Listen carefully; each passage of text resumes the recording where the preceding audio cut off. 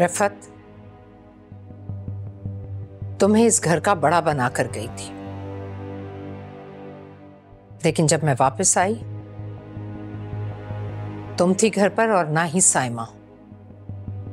क्या इस दिन के लिए जिम्मेदारी दी थी तुम्हें? जी अम्मी जान, आप बिल्कुल ठीक कह रही हैं। मैं घर को वैसा बिल्कुल नहीं संभाल पाई जैसे संभालते हैं, लेकिन यकीन मानिए घर में किसी ने भी मेरी और आफाक की नहीं सुनी। तो तुम ये कहना चाह रही हो कि तुम मेरी बात सुनती हो? जान आप ऐसे क्यों कह रही हैं? मैंने आपकी कभी कोई बात रद्द नहीं की, हमेशा आपका हुक्म माना है। तो फिर तुम्हारी माँ इस घर में दोबारा क्यों आई?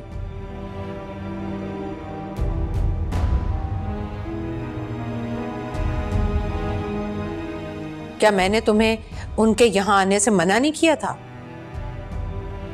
अम्मी जान वो तो आई थी या नहीं?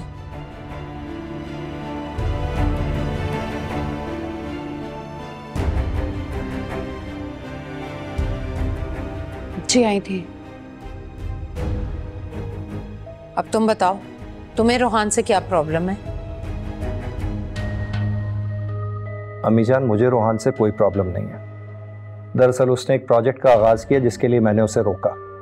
हम सब ने उसे मना किया, आप आदम चचा से भी पूछ सकती हैं। ऐसा हमारे खानदान में कभी भी नहीं हुआ कि खानदान का कोई फर्द मुबारक ग्रुप से बाहर जाके काम करे। तो फिर तुमने क्या किया?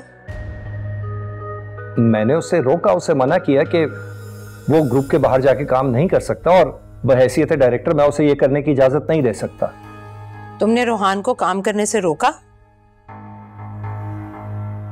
जी, मैंने उसे काम करने से रोका। और उसने काम रोकने से इनकार कर दिया। फिर तुमने क्या किया?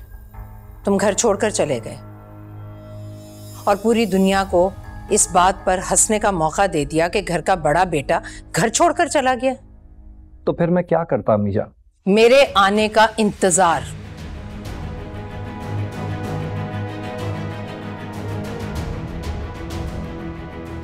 जो कुछ रोहान ने किया उसका जवाब तो मैं रोहान से तलब करूंगी, मगर तुम बताओ, क्या यह मामला बातचीत से हल नहीं हो सकता था?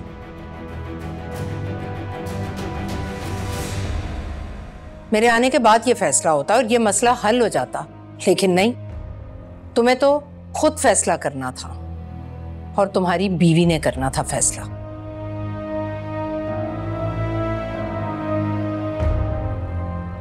क्या ऐसे होते हैं घर के बड़े बेटे जो छोटी छोटी सी बात पर घर छोड़कर चले जाएं? एक साइमा है, उसको मैंने बुलाया और वो नहीं आई। ये अहमियत है उसकी नजर में मेरी बात की।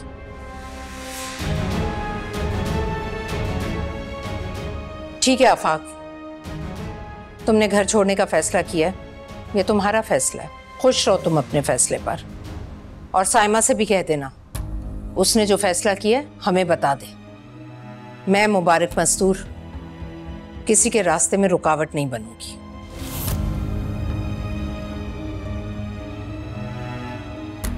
आदम भाई,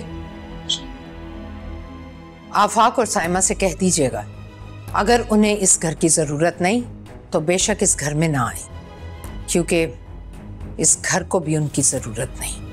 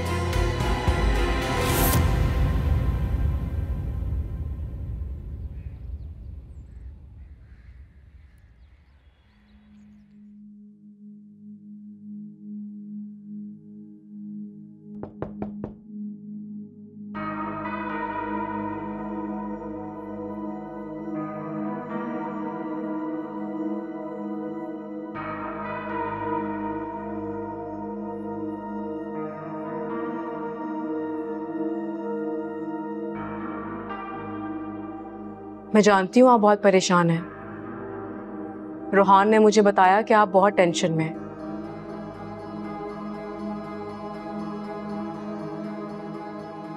हाँ, क्या बताऊं अम्मी जान, आप, मुझे तो ऐसा लग रहा है जैसे सब लोग आपके जाने का वेट कर रहे थे। आपको पता है, आपके जाने के बाद सब लोग एक दूसरे के मुखालिफ हो गए, पहचानने से इनकार कर रहे थे। मैंने माना कि रिफत भाभी ने बात जरूर की थी, लेकिन इतनी सी बात का बहाना बनाकर साइमा भाभी ने घर छोड़ दिया। मैंने तो बहुत समझाया था भाभी को कि ऐसा मत करें, आप गलत कर रही हैं, अम्मी जान को आने दें, बात करेंगे, सब कुछ सही हो जाएगा। लेकिन नहीं, मेरी तो एक बात नहीं मानी भाभी ने और घर छोड़कर चली गई। बल्कि हाँ, मैं तो फोन करके भी कहा कि भाभी प्लीज आ जाएं वापस। बहुत बात की उनसे, लेकिन उन्होंने मेरी एक भी बात नहीं मानी अम्मी जान।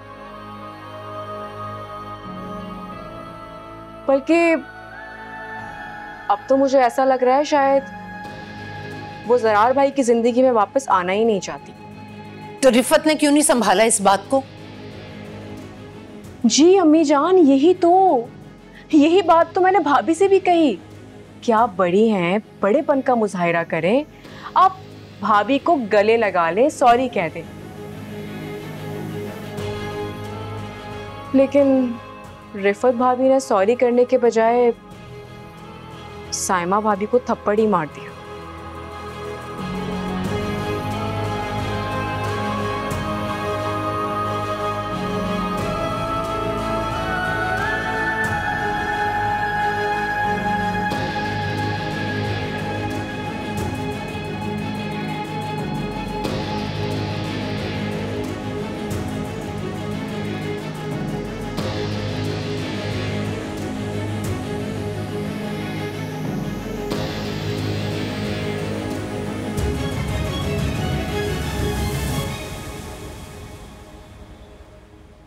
भाभी बेगम, आपने साइमा और आफाक की फैमिली के लिए बहुत बड़ा सख्त फैसला ले लिया है। एक बार इस पे सोच लीजिए।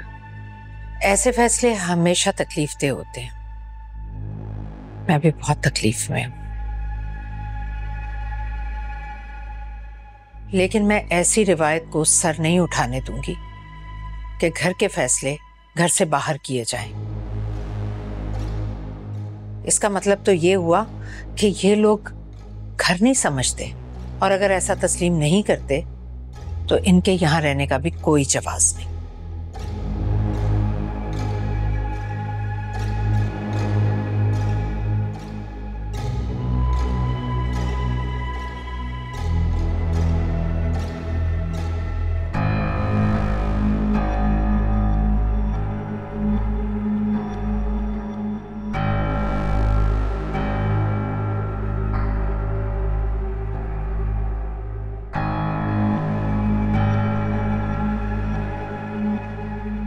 तुमने देखा, अम्मी जान ने हमेशा हक और सच्चाई का ही साथ दिया।